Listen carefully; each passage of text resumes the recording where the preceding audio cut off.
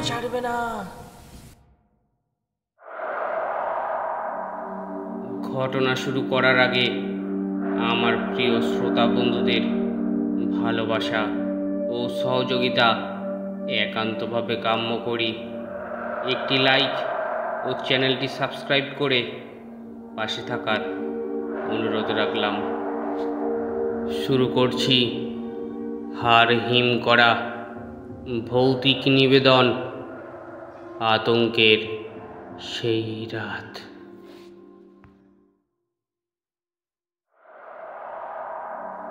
দিনটি ছিল বৃহস্পতিবার। আমি খুলনা থেকে রওনা দিলাম বিকাল 6টায়। আমাদের সদর থানায় পৌঁছাতে রাত 9টা। সদর থেকে আমার বাড়ি আরও 20 কিমি পথ। কোনো গাড়ি না পেয়ে একটা মোটরসাইকেলকে ভাড়া করে নিলাম। মোটরসাইকেল করে বাজার পর্যন্ত আসি। এর পরের রাস্তা ভাঙা ও কাদা থাকায় গাড়ি আর যেতে পারবে না বলে তাকে ছেড়ে বাজার যখন পৌঁছাই তখন রাত 9:30।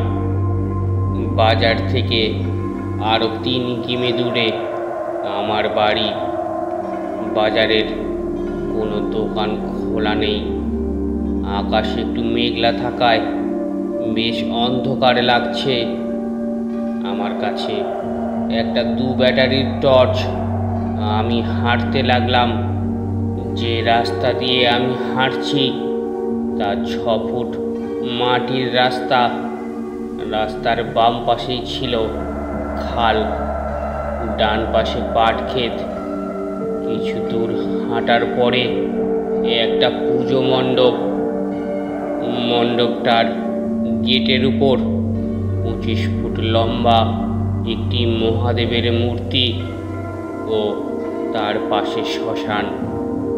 মহাদেবের মূর্তিটার গায়ে শ্যাওলা পড়ে থাকায় ওটাকেও বেশ ভয়ঙ্কর দেখাচ্ছিল। শ্মশানটার দিকে যখন তাকালাম মনে হয় কেউ যেন একটা ওখান থেকে দৌড়ে এসে আমাকে ধরবে। কিছুই দেখি না, কিন্তু মনে হচ্ছে কেউ বুঝি আমাকে দেখছে, আমাকে অনুসরণ করছে।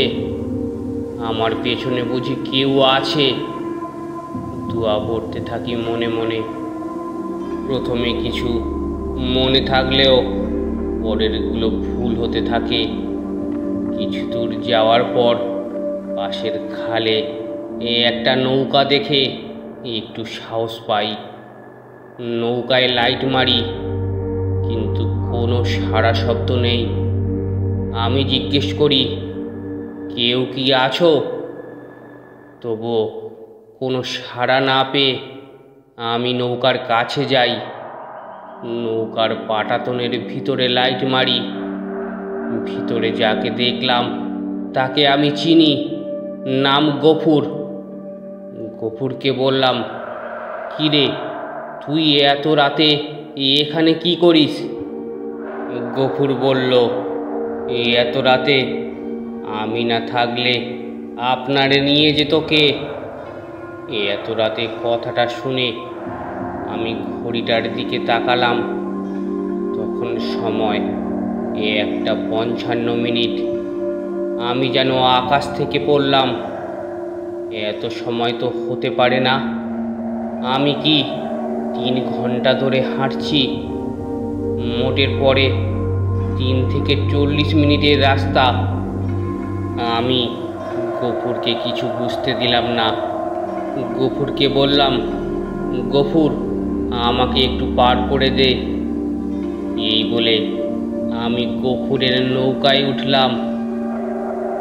নৌকা পাড়ে ভেড়ার পর আমি গফুরকে বললাম, গফুর আমারে একটু বাসা পর্যন্ত পৌঁছে দিবি? গফুর একটু ভেবে বলল, ভয় পাইছেন? চলেন, আমরা দুজন একসাথে হাঁটছি। কিছু দূর আসার পর আমি খেয়াল করলাম গফুর আমার পেছন পেছন হাঁটছে। সামনে একটা কবরস্থান এবং কবরস্থান থেকে ধোঁয়া বের হচ্ছে। একটু যখন কাছে এসে লাইট মারলাম কবরের দিকে, দেখি একটা মেয়ে সাদা কাপড় পরা, চুলগুলো ছেড়ে দেওয়া, কবরের উপর দাঁড়িয়ে আছে এবং হাত ইশারায় আমাদের ডাকছে। মেয়েটিকে দেখে আমি চিনেছি, ওর নাম ময়না। আমি গফুরকে বললাম আমি ওকে চিনেছি, ও ময়না। হঠাৎ বুকের ভেতরটা কেমন যেন করে উঠল, শরীর কেঁপে গেল আমার পাশে গফুর নেই। আমি একটা চিৎকার দিয়ে দৌড়াতে দৌড়াতে একটা বাড়ির উঠানে গিয়ে পড়ি। বাড়ির লোকজন আমাকে তুলে নিয়ে মাথায় পানি দেয়। কিছুক্ষণ পর আমার জ্ঞান ফিরলে আমি তাদের সব কিছু খুলে বলি। আমার কথা শুনে তারা একে অপরের দিকে এমনভাবে মুখ চাওয়াচাই করে যেন আমি তাদের মিথ্যা বলছি। পরে জানতে পারি গফুর ও ময়নার মধ্যে একটা সম্পর্ক ছিল।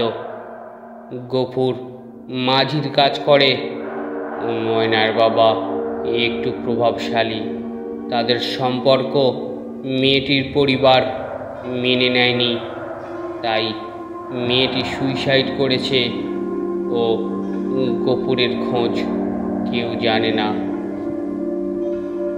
গল্পটি একটি সত্য ঘটনা অবলম্বনে। কেমন লাগলো অবশ্যই কমেন্ট করে জানান, আর ভালো লাগলে চ্যানেলটি সাবস্ক্রাইব করে নিন। আর হ্যাঁ, আপনার জানা বা আপনার সাথে ঘটে যাওয়া কোনো ঘটনা থাকলে আমাকে অবশ্যই ইমেল করে পাঠান। আমি আপনাদের ঘটনাটি পড়ে শোনাবো। ধন্যবাদ।